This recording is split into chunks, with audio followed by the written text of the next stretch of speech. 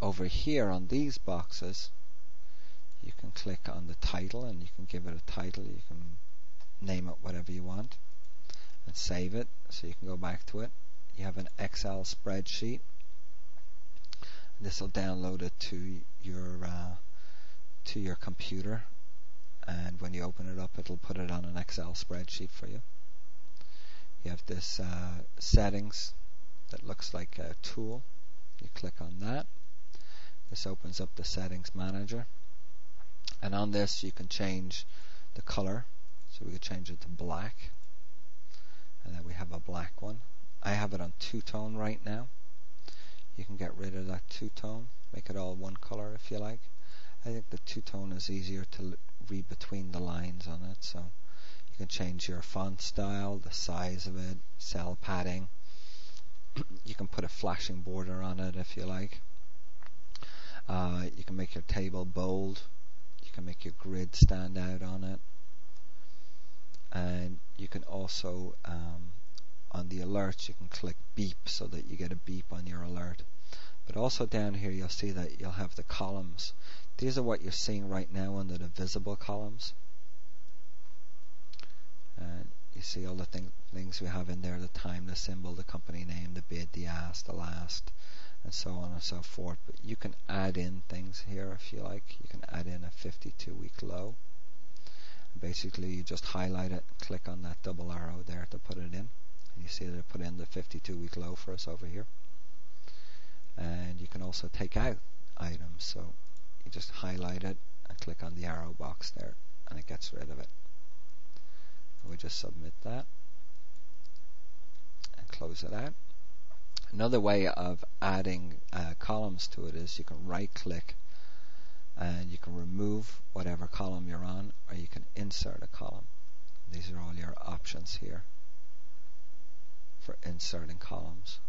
You can hit restore default. When you've set this up the way that you want it, you can save it down here so that when you open it up, it automatically gives you that default on it.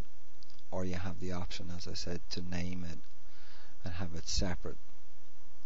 But another thing you can do is you can clone it, which will give you exactly the same thing again. But let's say that we wanted to look at the same information, but this time we want to look at big boards. So you click off all the big boards on it there, and then you could name this one big boards. So you could look at two at the same time. We could reduce down the size of this. I don't know how many of you have Windows 7, but most operating systems will let you change the size of your window. So you can change the size of your window and have two of them running side by side at the same time. Okay, the next thing we're going to look at is the sector view. Now the sector view basically will come into play if a news item came out. Let's say that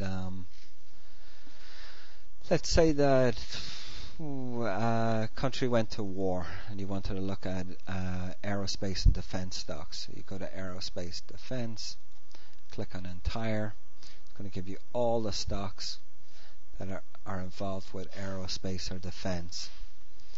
And again, you can sort it by percentage change, see which ones are moving, and decide whether or not you want to buy them. Now recently the oil spill in the Gulf gave a run on pinks, on pink stocks that were drilling. So let's say that news had just come out. You would go over here.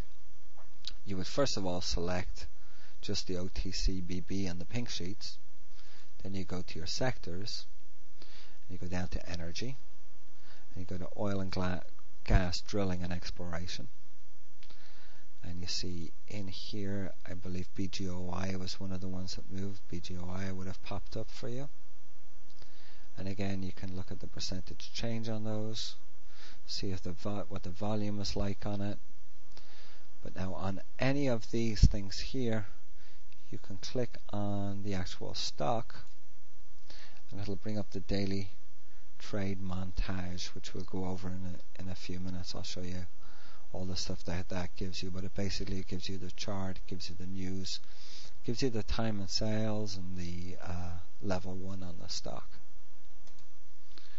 So that's how you would use your sectors view. Now also over here, what I didn't show you, and I just showed you the clone, is the save screenshot. You can click on that, it'll allow you to save your whole screen or just this window. And you can save it to your desktop, and then if you wanted to post it in the room, you can post it in the room. So we'll close that out, and we go to the next one, which is the short view. So again, to the view feeds, down to short view, bring that over here, expand it out for you. And this basically is telling you what the short interest is on stocks out there. Again, we can select the markets. I've selected OTC, BB, and pink sheets. Also, what I've done here is I've put in, I'm just going to do this again. I put in HBWO. It's the only pink stock I'm holding right now, and I want to see what the short interest is on it.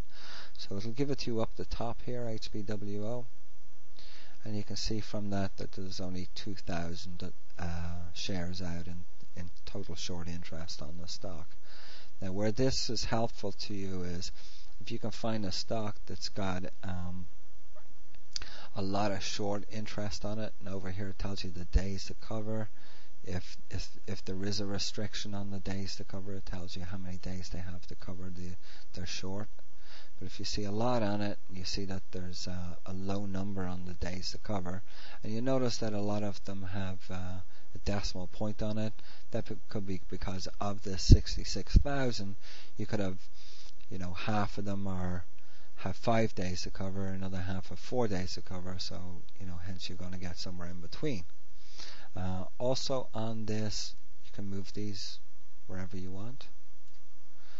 It's going to give you total trades, total volume, total short interest, days to cover, short percentage of float, percentage of insider ownership, institutional ownership, short on the prior month. So if you see that there was a low amount on the prior month, there's a much higher amount on it now, then maybe somebody knows something about this stock and maybe it's not one that you want to get in long on. Percentage change month to month, your shares float, shares outstanding, and the market cap for the company. So that is your short sell. And over here, again to the view feeds, we're going to go to the index view. And this gives you, basically it gives you any index at a glance. This is the Dow Jones right here.